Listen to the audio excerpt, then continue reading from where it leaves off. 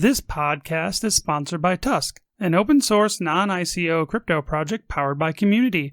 Check them out on the web at tusk.network. That's TUSC.network. The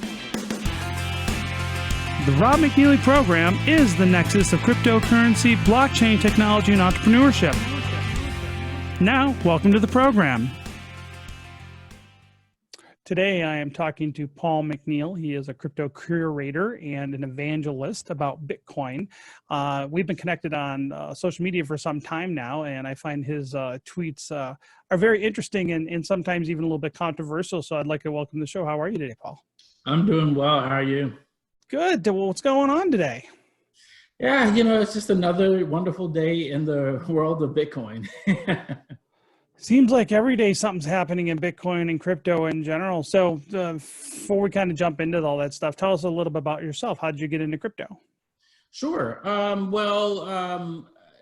won't go back too far, but I served in the military for 10 years. Served on board submarines, 3 of them. Enjoyed that, left that, and then I went to work for the government as a government contractor, did that for a little bit, left that, went and started a business with a friend of mine. That's what got me sort of into the world of entrepreneurship. Built that with him for a little while, then made an exit out of that, and then started my own IT consulting. And it was during IT consulting where I learned about Bitcoin. Of course, it was across Twitter. I believe it was Trace Mayer that I came across. And after hearing about it, I was just fascinated. And so I kept following it. And the more you follow it, the deeper down the rabbit hole you go. And so after that, I was hooked. So when you were working in submarines, did you work with cryptography in any way? Actually, I did. I was a submarine radioman on board 3 nuclear-powered subs. And as a radioman or communications person, we encrypted all of our communications. So a little different than the crypto most people hear today in Bitcoin, but it was these little strips of pieces of paper that we would pull through devices that would encrypt the communication. And so I was familiar with encryption from that perspective when I was in the military. So what would you say the most interesting thing about crypto is for you personally? Yeah, the most interesting thing I found about it is, and I had come across this, I actually didn't realize it, back in the day when PGP first came around and understanding how to do the PGP on email and things like that. But what I've come to find out and learn about and that I appreciate is that it allows us to have control over our information and our communication, which in today's world, because it is so much of it is done online, there's a deep need for that type of encryption and privacy. So I've learned that, it allows me to take control back over my information. And, you've been doing some interesting experiments with that recently yourself. And you and I talked about this a little bit before, off the air, but you've recently done something very interesting that I can't fathom how you're doing it. So tell us a little bit about that. Yeah, so it happened late last year, a couple months before the year ended. I got to paying attention to just my normal activities online and things. And I was noticing that I was communicating more on messaging platforms than I was email.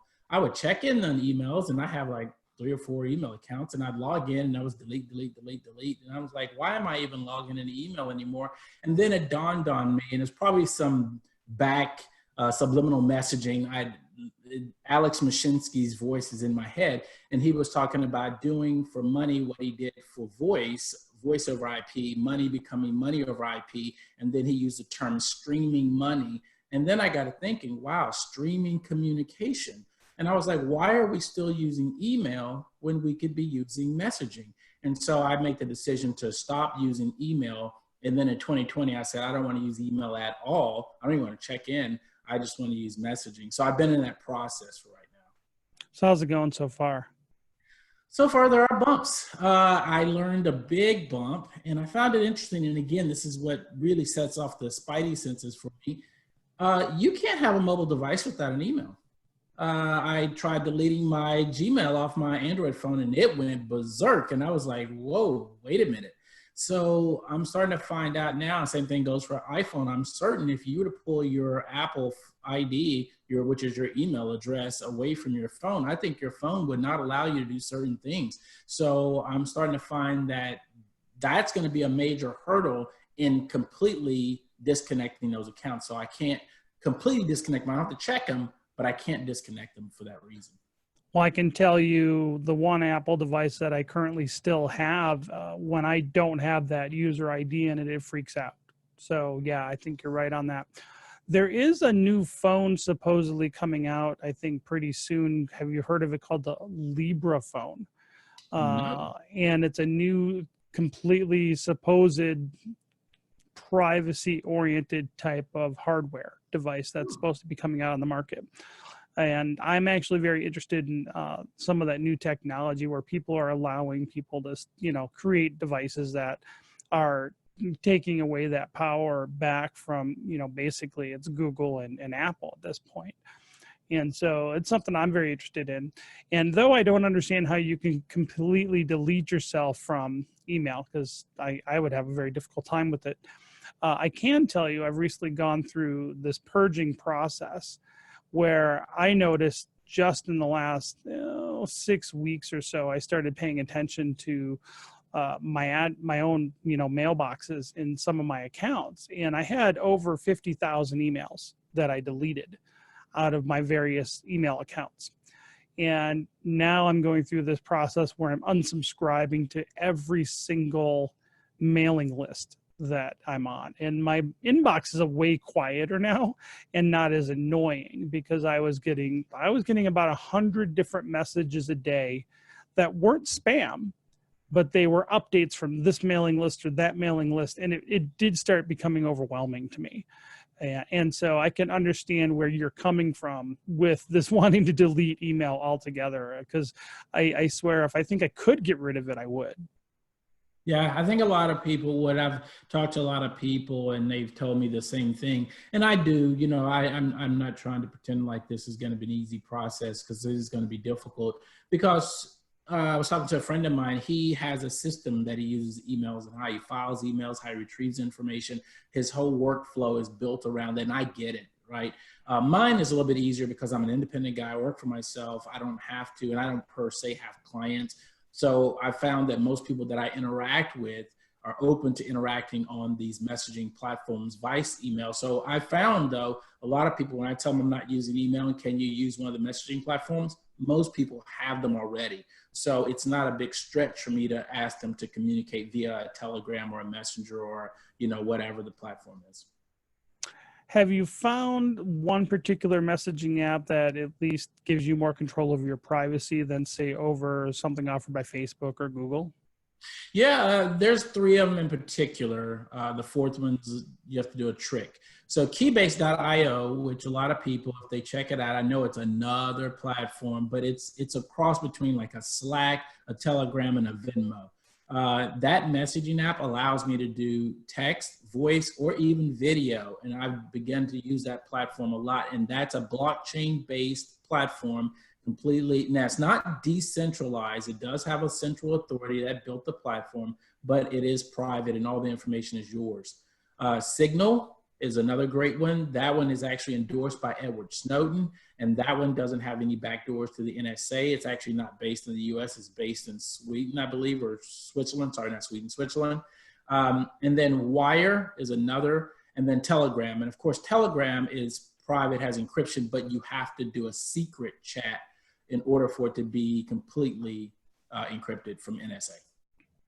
Well, I'm on multiple of the platforms that you just mentioned before, and I am kind of looking at some of the other different platforms that I'm not using right now. What I find the problem is that it's not just me. If I move over, I got to take a whole lot of other people with me to get on one platform and running, or at least helping run now a crypto project. You kind of have to be in the same place. You got to get kind of a critical mass of people, and you got to hey, drive them here. And if you say, hey, we're all on 5 different platforms, now you got to sign up for all 5 of these platforms, it kind of gets a little unruly. So I'm not sure the best way at this point to deal with all of that, but we are kind of looking at different options that are a little more secure. I agree. And that is going to be one of the headaches as we move forward. And I'm wondering if someone's going to build some type of standard that allows you to have a unified platform that allows you to do and pull in all the other ones. I'm trying to think back. I remember back in the day with the web, and when the web first started, people would build these platforms that you could plug several different things into one, and it pulls it all into one. So I don't know if we're going to see that with communication, but it is going to be an issue with some people being on so many different platforms. Well, there was one called, I think back in the day from the social media side of things, called Friend Feed. And what ultimately happened, they got bought out and they kind of killed it. But one of the things that it was, the point of it was, is that it was trying to consolidate all the feeds from the different social media accounts in one place, because everybody's got multiple footprints, right? But what ultimately killed that, I think, that concept of these, social media aggregators, is that all the platforms didn't want to give them API access. The platforms want people on their platform. They want to hold those eyeballs because their revenue models are dependent on those eyeballs staying on their platforms. So in one thing, or in one perspective, it's a really great idea to maybe open those APIs up and allow people to, be off your platform. But on the other hand, they don't want to give up that power. So I think it's interesting going forward where these things will end up panning out. In social media, at least, network effects are a real thing. There's all sorts of there's all sorts of alternative platforms out there for all the different social media platforms, but none of them are really getting any traction, just from the standpoint is that the eyeballs aren't there. Right. And what do you think about that? Where do you think the future is going to be with these different platforms and the way the social media world and tech world has treated privacy and free speech and issues like that? Yeah, I definitely agree with you. That's part of the challenge. Everybody wants access. Now, what I think could change that is if we do shift to platforms. And unfortunately, I mentioned this earlier in the Periscope deal I did on Twitter. Free has really damaged us. Because things are free, we use them and we don't realize free doesn't mean free. Free means free for you to use, but you're doing it at a price. And that price that you're paying currently is much higher than it would be if you paid dollars for it. So unfortunately, I think these platforms will have to monetize by charging people to use them. And I think that's going to help with some of the consolidation of which platforms people choose to use. But in addition to that, I think once we do that, then hopefully we can get strong enough encryption put in place that if you're interacting with these platforms, those platforms really don't care if you stay on their platform, because you're either paying for it, but they're really not getting access to any of your information anyway. The only reason people want you on their platform is so they can monetize it by your being free. But if it's not free and they're paying and you're paying to use it, it really doesn't matter at that point, I'm assuming. I think there's going to be a tipping point probably in the next 5 years about people wanting to either have more control over their data, their privacy, but I think there's going to be more of a push, especially from social media content creators, about getting bigger revenue shares. And I think that's going to open up, an opportunity as the big tech giants keep basically cutting out and ostracizing and alienating certain communities on their platforms and demonetizing people, that will start pushing more and more people to other platforms. And I think there's going to be a point where the tech industry in Silicon Valley basically makes itself irrelevant if they keep going in the direction they're going right now. What do you think? Yep, exactly. And I think we're going to see, and I'm early on this, but I think that Facebook has done a good job at putting its tentacles in several areas, and it's smart for them because that means that they have a better chance of survival. Facebook, I've noticed, I'm moving myself off of Facebook. I sent out messages to my entire network. I had about like 1,400 folks. Most of those people I hadn't really interacted with in a long time. And I told them I had several criteria for people that I would unfriend and get rid of. People that if I hadn't spoken to you in over a year, right? And that means literally haven't spoken to you on the phone, in person, a message, a like or something, then you were gone because it didn't make any sense. And I kept whittling that down. Once I got down to the core, I sent them all a message that says, hey, listen, I'm gonna stop using Facebook in 2020, but here's how you can get in contact with me. Here's my phone number, and I'll be on these other platforms if you like to communicate. I think you're gonna see these large platforms like a Google, like a Facebook, slowly dwindle down in usage because people will wake up hopefully more to privacy, and that, or they'll have to try and shift their models, and trying to shift that model from where they are now can be very hard. So it's going to be interesting. I don't have anything definitive, but I know for myself, and I know many others are slowly making that transition off of some of these platforms. And if that continues, it'll be a slow progression, but I think they'll have to change. Yeah, I don't think it's going to be abrupt just because the networking effect and the inertia that they have. It's going to take time. What I do think, though, is that when they're so locked into having that power, that centralized control, and I view it a lot like government, these big, massive corporations, once they go down a path, they won't stop, even though they know what they're doing isn't going to last. They can see the handwriting on the wall, but because of their inertia, and they're kind of blinded almost by it, that they won't adapt. And I believe over time, it will be the downfall of a lot of those large mega corporations. And it won't be overnight. It'll be, they'll lose a different community here and another community there. And it'll just kind of dwindle down to MySpace at some point. It's just, I don't think it's going to be abrupt, but I do think it's going to happen. And I think it's like this. You've seen recently, Jack Dorsey from Twitter talking about how he wants to create, some kind of standard, and he wants to pick and choose who's on this little, basically committee project. And I tell people, look, if he wanted to make Twitter a bastion of free space or free speech, he would do it in a minute. He has the power to do that now. The problem is he has no incentive to do it. And in fact, I don't believe that people give up power willingly, typically. And I think for things like Twitter or some of these other platforms, for them to adapt, they have to give up power. But I think ultimately, if they are not willing to give up power, they're not going to survive. Correct. And I think Jack Dorsey is a great example, because what he's currently doing, and if he is successful, and I think he's forward thinking enough that he created his Square Crypto group, and that they want to work on Bitcoin, and he's trying to move into the decentralized realm, he will definitely be ahead of the pack. And I think we're going to see the rest of these big behemoths have to make the same type of a shift. It is definitely going to be tricky for them to do so. And what you said is true. Are people willing to give up power? That's something that spans across everything. And I agree with you. People are not willing to give up power. But I think that, unfortunately, the more they try to hold on to that power, the more they're going to lose it. The way you keep power is that you got to give it away. If you don't give it away, you will lose it.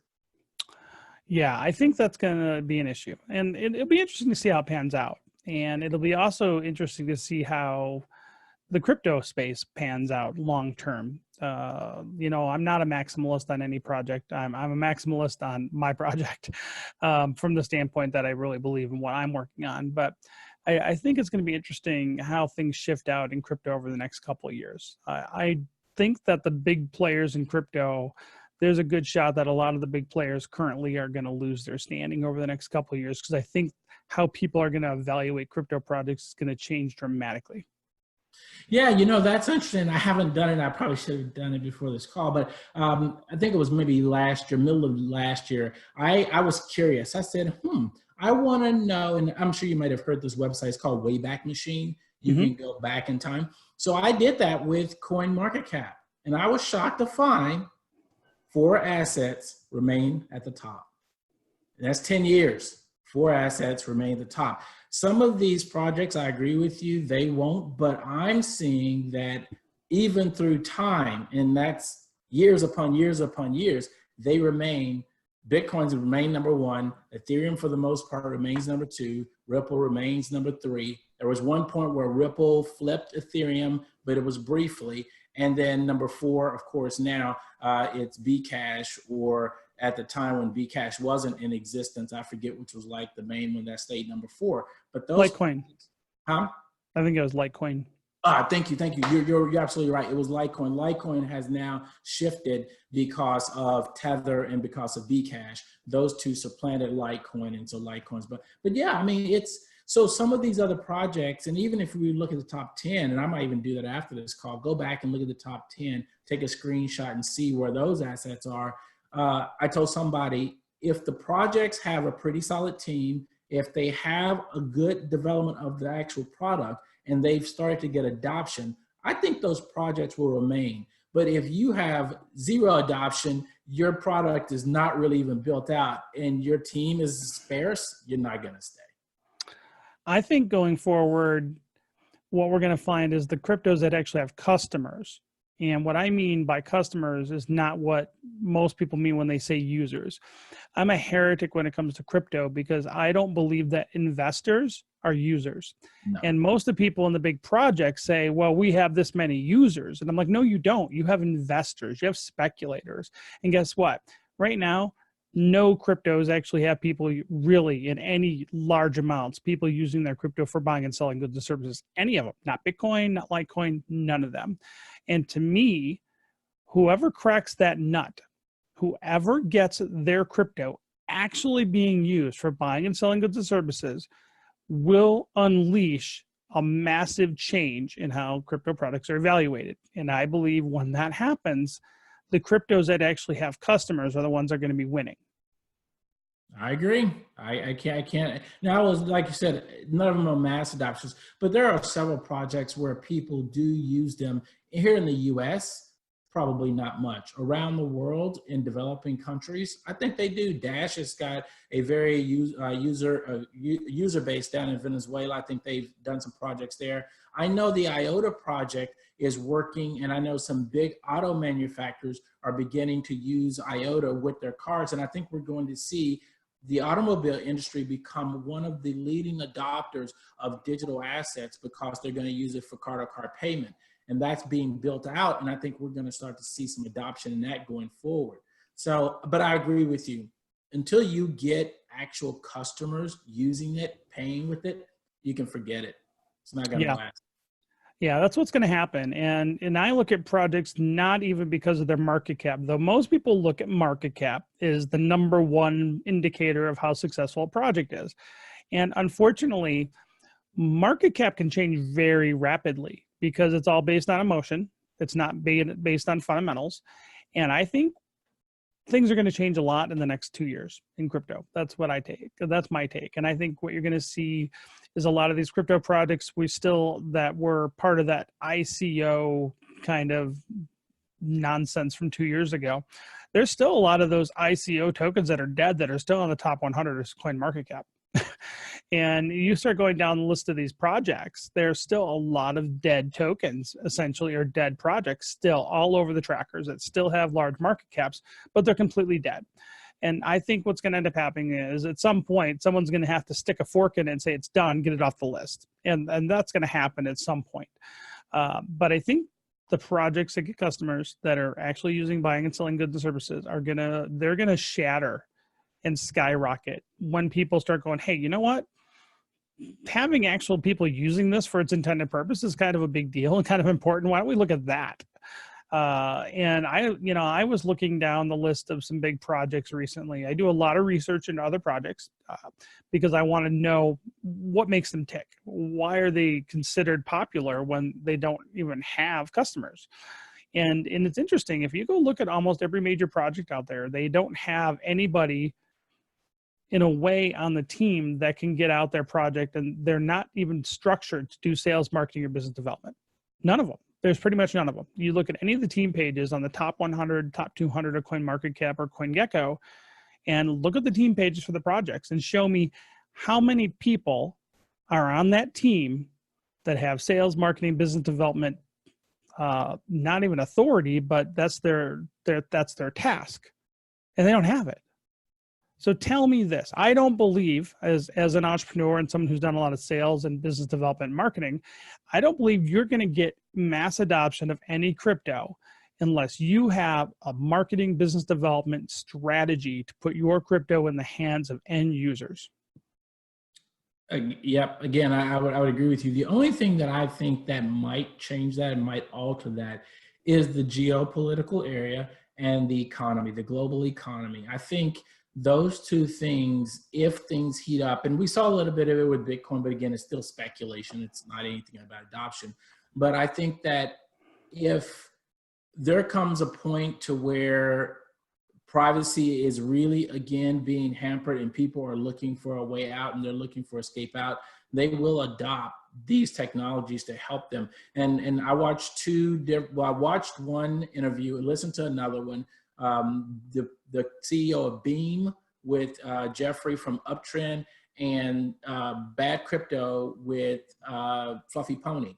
And again, they're talking about privacy and these privacy coins. Is there a true application for them other than nefarious reasons? And right now today, like I said, no. But if you let things blow up on a geopolitical stage, or you let the economy begin to really tank hard, then I think we might see some adoption. Well, I would say that privacy is a very big deal, and it will be a very big deal when people start realizing that it's easy to figure out how much money someone has, or if you're a retailer, how much money your competitor has.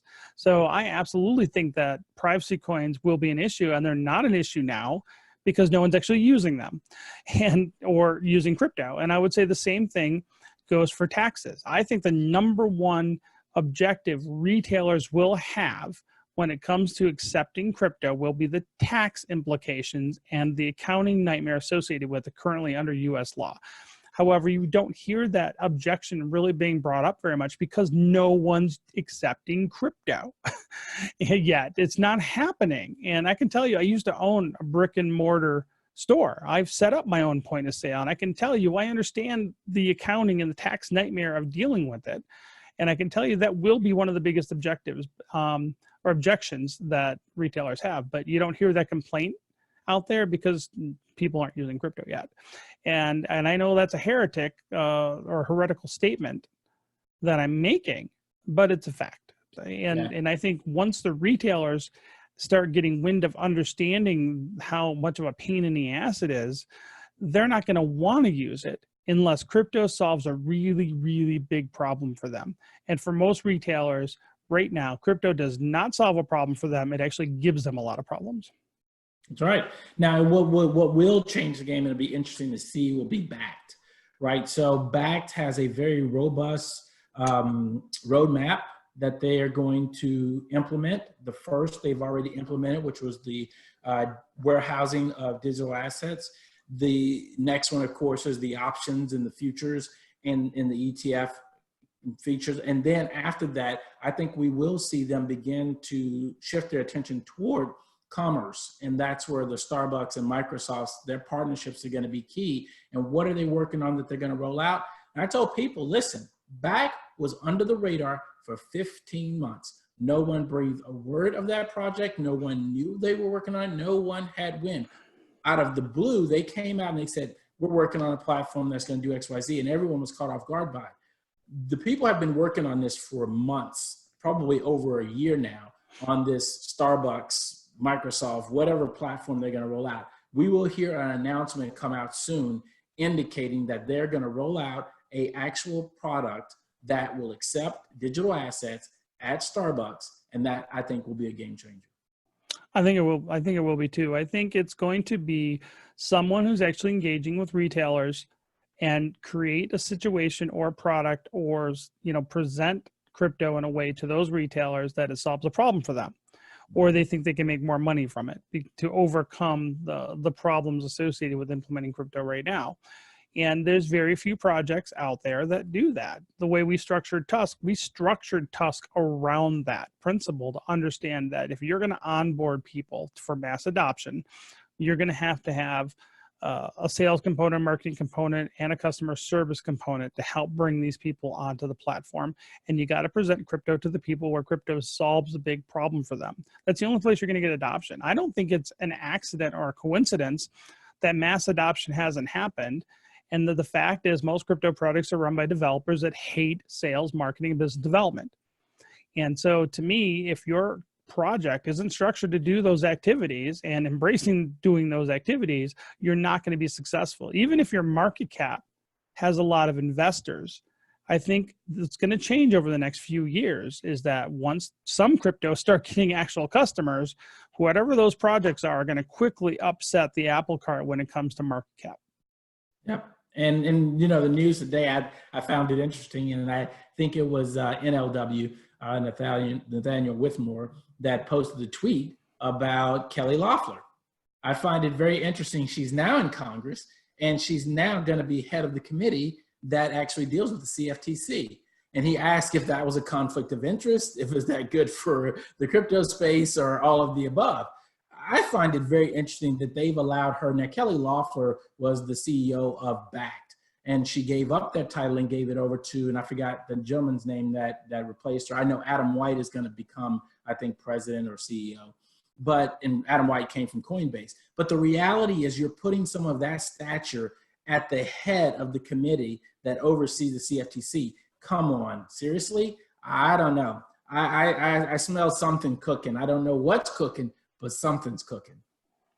Yeah, I think it's going to be interesting in the United States, especially with the regulatory stuff that's coming out. The good thing is where we're going to be falling out, in as far as I can tell by definition and the way we launch, we're going to be a commodity. We're not actually going to be considered and regulated as a crypto under what the CFTC and the SEC are coming up with for definitions. And they're defining these things based on basically how they were launched. If something's a security or a commodity or what have you. So it'll be interesting to see how that plays out from a regulatory perspective. Right now, though, I think the IRS is a much bigger issue than the Securities and Exchange Commission when it comes to crypto. And again, that goes back to, I don't believe people are complaining about it yet because it's not creating the problem for most people, because most retailers don't accept crypto yet. But I do believe that the IRS rules are a worse fit for digital assets than the SEC rules are. I agree. And that's why the Token Taxonomy Act is moving through Congress right now. And I think that once that gets moved through Congress, and if it gets approved, and I think it has a good shot at getting approved, because I think there's members of Congress that have an interest to make sure it gets approved because they're part of it as well. That it has a de minimis rule that says that, hey, listen, you can spend $600-700 of crypto a day and you don't have to report that as taxes. You can use it as currency. When that happens, like I actually had an interview, I think last week, and I told them the exact same thing. They were like, why don't you use crypto in your daily life? I'm like, because I'm not going to pay the taxes on spending crypto. It makes no sense. But the moment that rule comes out and I can now use it, heck, I'll use crypto to spend for everything. I'll pay utilities with it. I'll buy things at the store with it. I'll do everything with it because I can without getting taxed. But right now, you're not going to tax me, you know, capital gains tax on crypto, my use on purchases. It doesn't make sense. Absolutely. And I think that's something that needs to be addressed. And what bothers me a little bit is that the organizations, these crypto projects that did illegal ICOs and got a slap on the wrist, the ones that have the tremendous amount of money in the bank right now, are not hiring the lobbyists to make this happen. Correct. They're not. And that doesn't make any sense to me. If they really believe in the crypto future and they really believe that these things will happen, dude, they could spend a few $1,000,000 and get every vote they need to pass some legislation like the Token Taxonomy Act. But you're not seeing that. And that to me is surprising, because those projects are the ones that have a lot to benefit. You know, if people, you know, can get the regulations changed, it will absolutely help adoption. But if you go look at even the biggest projects, they don't have sales and marketing people. You know, go look at Ethereum. Who's their sales and marketing people? They don't have them. So, you know, they're not really thinking about it. But the problem is they're not talking to customers. And ultimately, if you talk to customers like I do, where I go talk to retailers, because I view the retailers as our customer, and you go talk to those retailers about their pain points and the things that they are interested in or the things that they're not interested in, you will have a very clear picture of what you need to do with crypto to make it so those retailers will adopt it. And I don't see any of that happening from the big major projects out there like Ethereum, EOS, or Blockstream, or any of those organizations.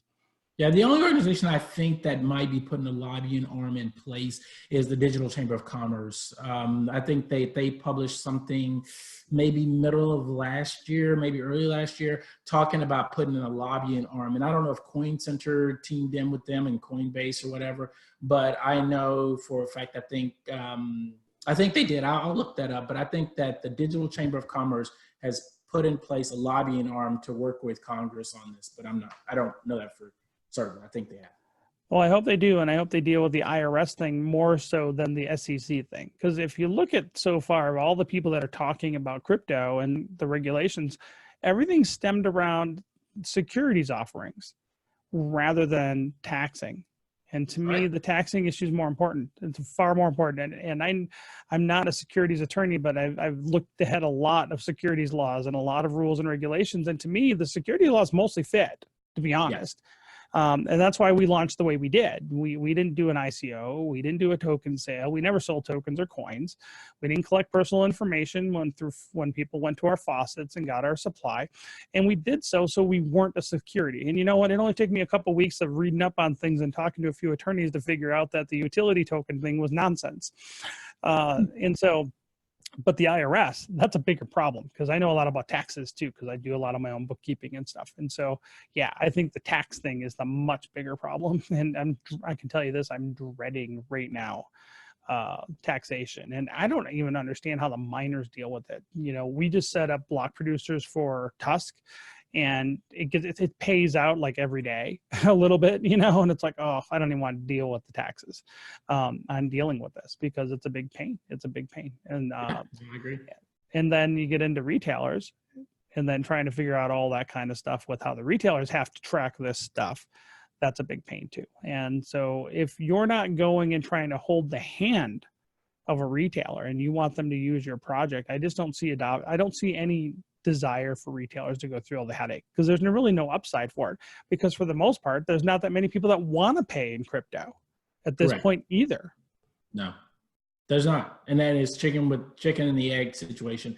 You know, I think if there are more places that said they would and there wasn't a tax on it, then users would be there. But at the same time, I think that if the users are really there, then the retailers would be motivated to do it, and the users are not there. So chicken and the egg. Absolutely. So what do you think is going to happen by the end of 2020? What would be your big predictions for the industry going forward this year? Yeah, couple of them.